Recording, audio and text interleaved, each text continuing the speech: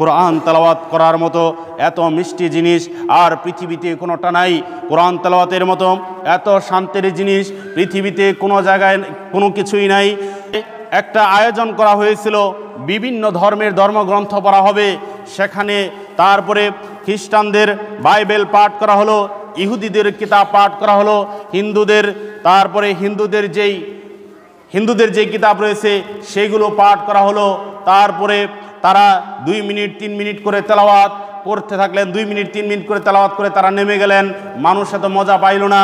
কিন্তু যখন কোরআনের সিরিয়াল আসলো, কারি আব্দুল বাসেত যখন কোরআন তেলাওয়াত শুরু করলেন, সূরা ইয়াসিন থেকে যখন তেলাওয়াত করলেন, বিচারকেরা সময় দিয়েছিল মাত্র 3 মিনিট সময়।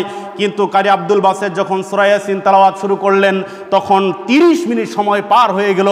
কিন্তু ওই মজলিসের কেউ বুঝতে পারল না, এমনকি বিচারকও বুঝতে পারল না। সুবহানাল্লাহ। কোরআন এত মধুর, কোরআন এত মিষ্টি। এজন্য রাসূল সাল্লাল্লাহু আলাইহি ওয়াসাল্লাম বলছেন, যে ব্যক্তি ইমানদার ব্যক্তি কোরআন তেলাওয়াত করে, ওই ইমানদার ব্যক্তি হচ্ছে কমলা লেবুর মতো, অর্থাৎ যার সুঘ্রাণ রয়েছে এবং যার স্বাদ হচ্ছে মিষ্টি। আর যে ব্যক্তি কোরআন তেলাওয়াত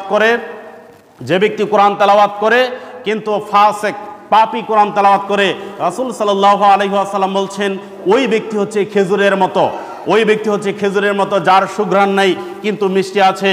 আর যে ব্যক্তি পাপিষ্ট কোরআন তেলাওয়াত করে না, রাসূল সাল্লাল্লাহু আলাইহি ওয়াসাল্লাম বলছেন ও হচ্ছে মাকাল